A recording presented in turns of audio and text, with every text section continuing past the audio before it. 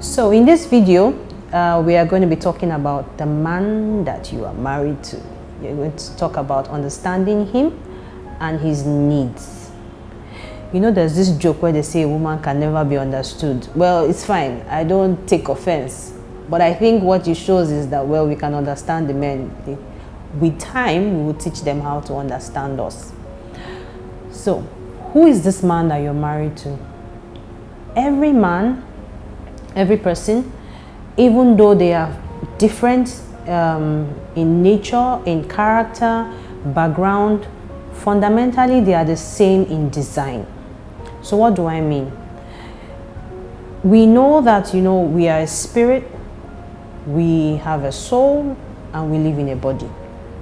If we use that same analogy for the men that we are married to, I would say that, you know, there are different parts to a man. And that's the physical part, or his physical needs, his emotional needs, his intellectual needs, and then his spiritual needs. Why is this session really important? Because I really want us to get the best out of this. So I see a lot of couples that go through challenges, and then the first thing they tell you is spice up the romance in your marriage. The truth is that spicing up the romance in your marriage only touches two aspects or two dimensions of your husband, which is most likely the physical and then the emotional. As wives or as women with our husbands, we're expected to minister to him across all dimensions. And so that's why when you spice up the romance in your marriage, it helps for a while, but then it seems like it's short-lived.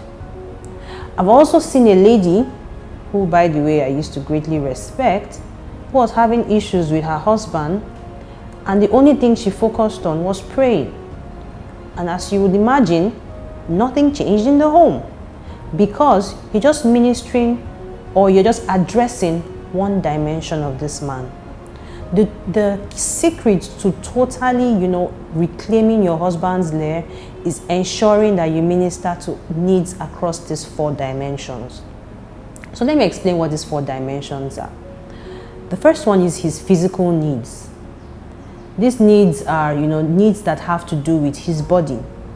Remember, when the woman was created, she was created first to be a companion, because God said, let's create a suitable companion who will be a helpmate.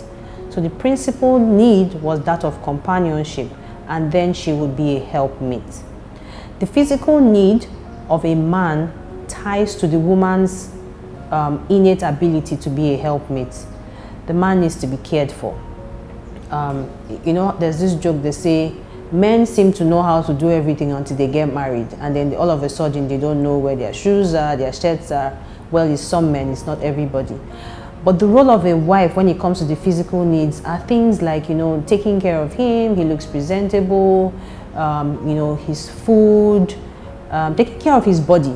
And then also has to tie with sex as well. So everything that ministers to the physical body of a man, that's the physical need.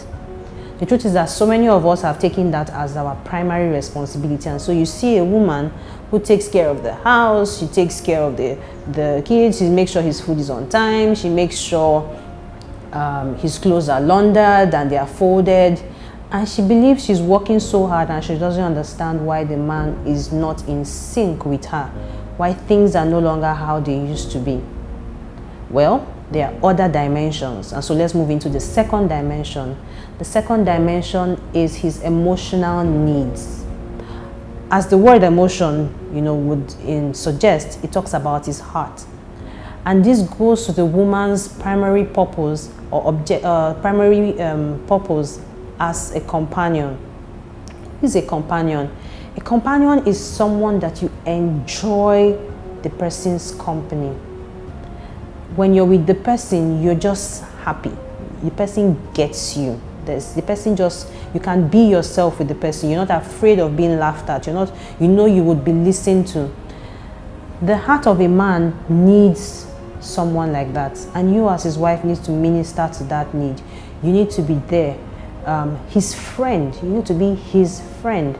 You need to be the one that when something happens, something exciting happens, when something exciting happens to your husband, who does he call first?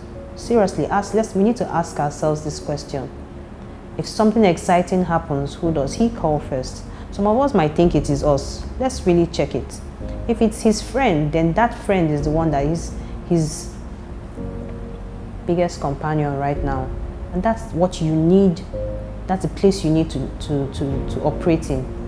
So that's the emotional needs are the needs of a man with regards to his heart, which we can minister to when we are great companions.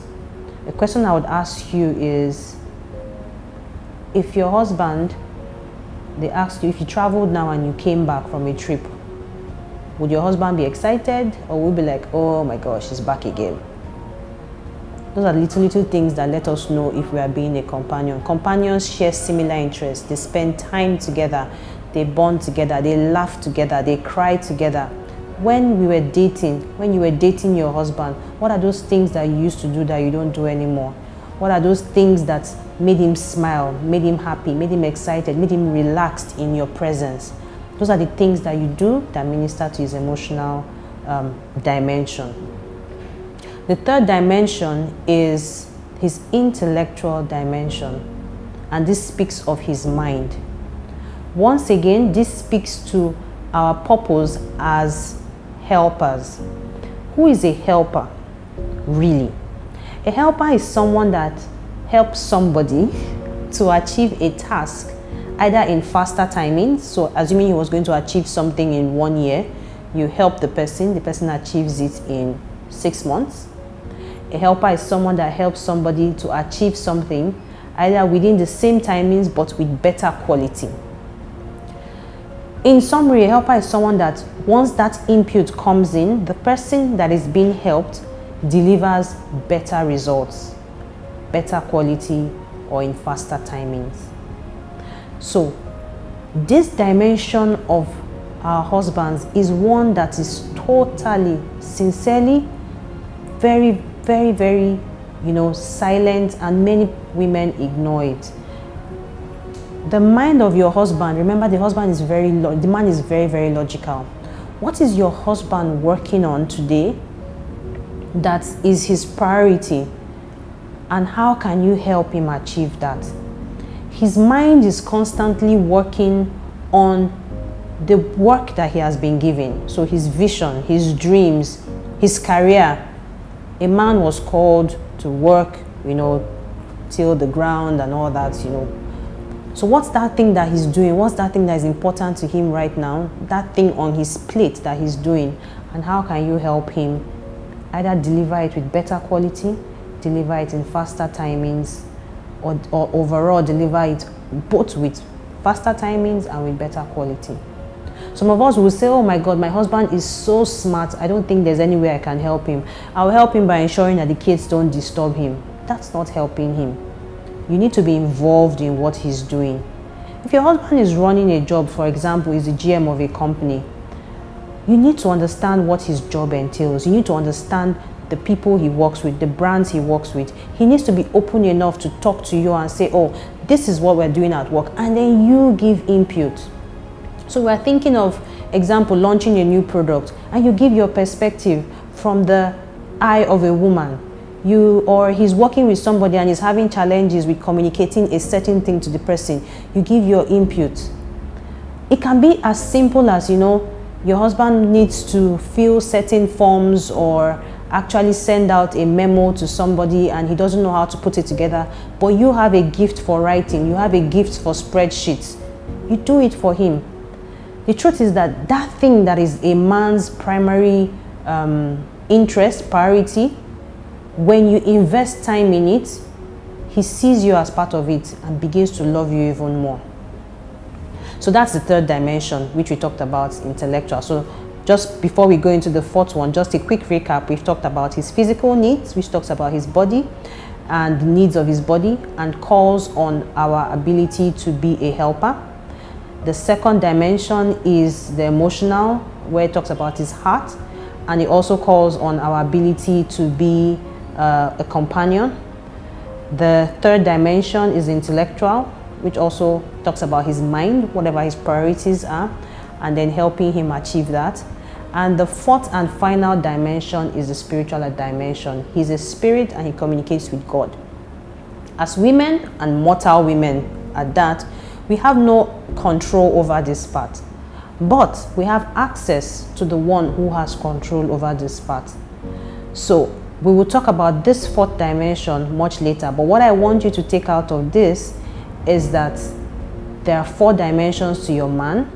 If you want to permanently reclaim that layer, his love, his attention, his interest, and his respect, you need to minister to him across these 4 dimensions. Will it be easy? Possibly not. But don't worry, in the coming videos, I will share with you an interesting, easy, and systematic way to get this done.